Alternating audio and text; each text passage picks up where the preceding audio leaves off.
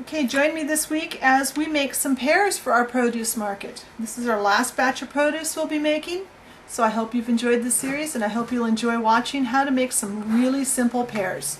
So stay tuned and see how easy it is.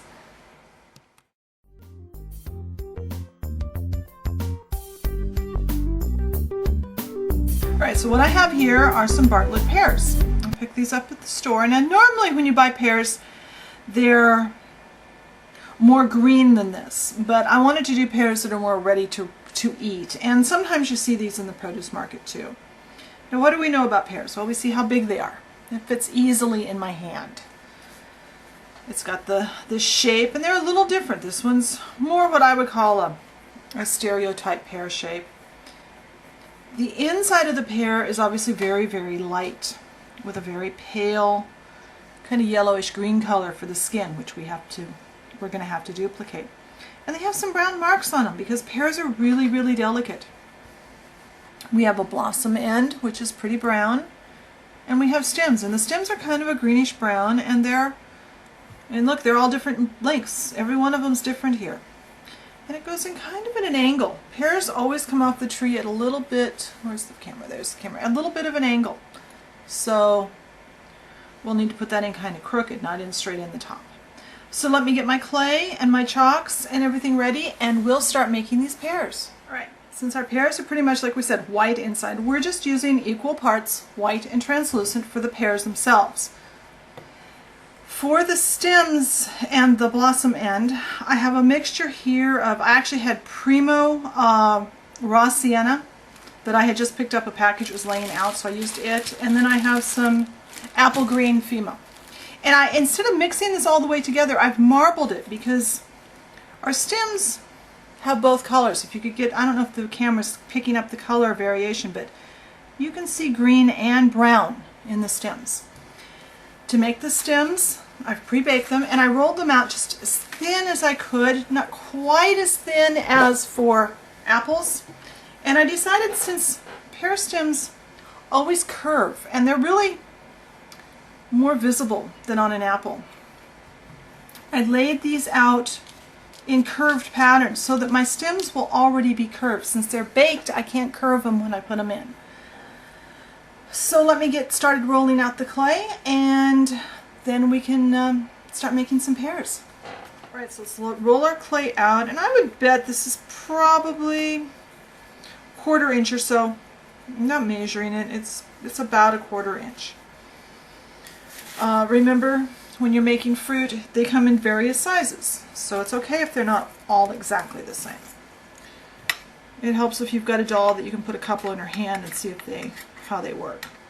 I'm cutting off approximately 1/4 inch slices of the 1/4 inch cane. And where it's a little narrower, you'll notice I cut a little bit bigger. Now I make balls. I'm going to make all of these into balls. Get this out of my way.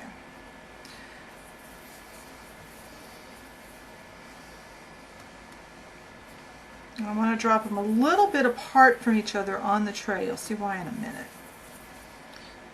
But let's get... These balls don't have to be perfect.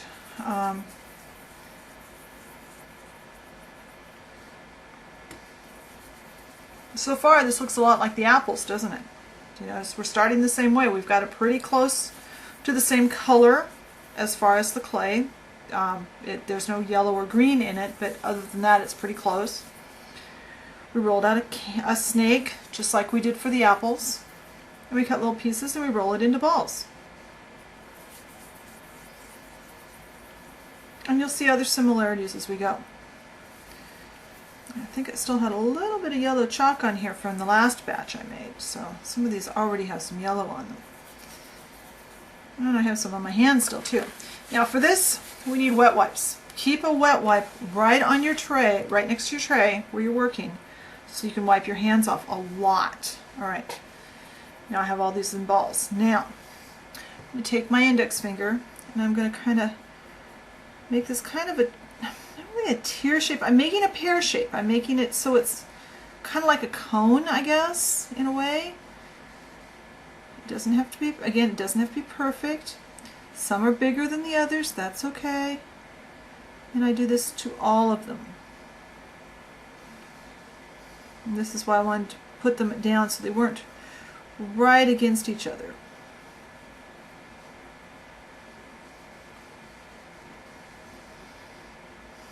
Now we've started making that pear shape. We're going to still do some more shaping to it as we go, but this gets us started. A couple more here. Alright, now we've got our stem stuff, our stems that we pre-baked. I like to cut quite a few of these, and you'll need extra from what you've got pears, because these do have a tendency, at least for me, to just kind of fly away. I'll be trying to get it in there, all of a sudden it just disappears and flies away. So,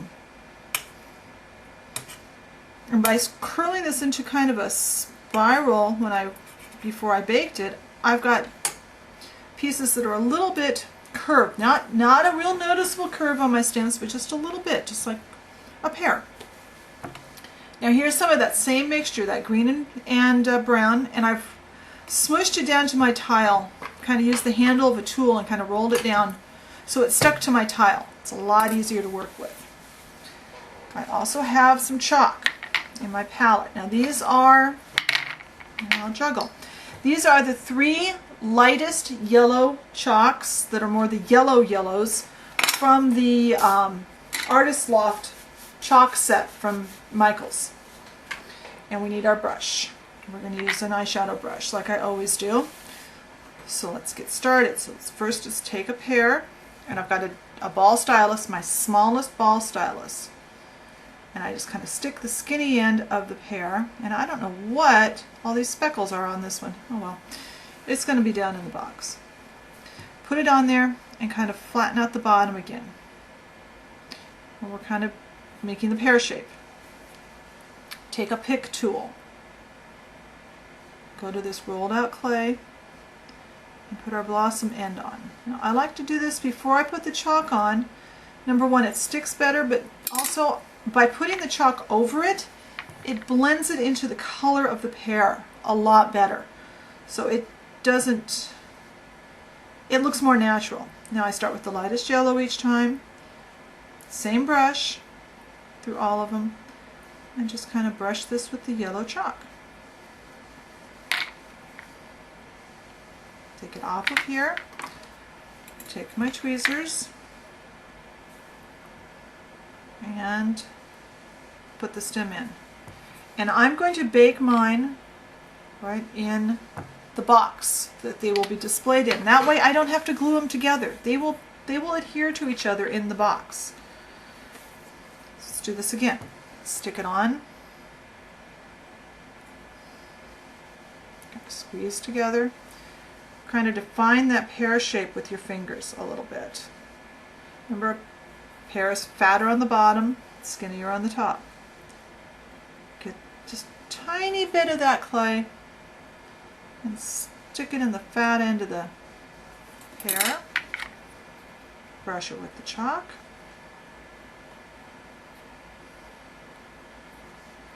And by layering the 3 colors individually, I get more variation in my color on my pears. They're not all exactly the same color. Pull it off. Get out my tweezers. Oh, there's a nice curved stem. And stick the stem in. And there you go. We have a pear. So I'm going to finish these up, and then I'll show you how we get some speckles on those in the box to make them look like they've got these brown marks on them, like the real pear. So I got those pears made from that clay I rolled out and cut. So now I'm going to put some speckles. Remember, these have our marks. So they're bruises and little flaws in the skin, and they're kind of a reddish brown. So I've got this kind of a brick red color chalk. I'm going to use my dental pick, and I'm going to run it down and just let it drip in little speckles. There, not too many and it'll look like they're rotted. Okay, so it looks like I have to make at least one more layer about the same size, and then I'm going to bake the box off, and then I will be back and show you how it turned out. And by the way, keep your wet wipe nearby. Keep a lot of wet wipes nearby. Don't try to do more than about 2 pairs before you wipe your hands off with the wet wipe, because you'll have chalk and clay and stuff all over yourself. You're just going to make really bad marks on your pears. So keep your hands really clean. It's one of the really important keys to this project. So I have more pears to make, and then I'll be back. Well, here's my box of cooked off pears. They turned out pretty nice. They're not all perfectly shaped, but that's okay. They don't all have to be perfect. I hope you've enjoyed watching the produce take shape for the produce market. Hopefully next week I'll do a tour of the produce market, and then we'll move on to some other things. So I'll talk to you later. Bye.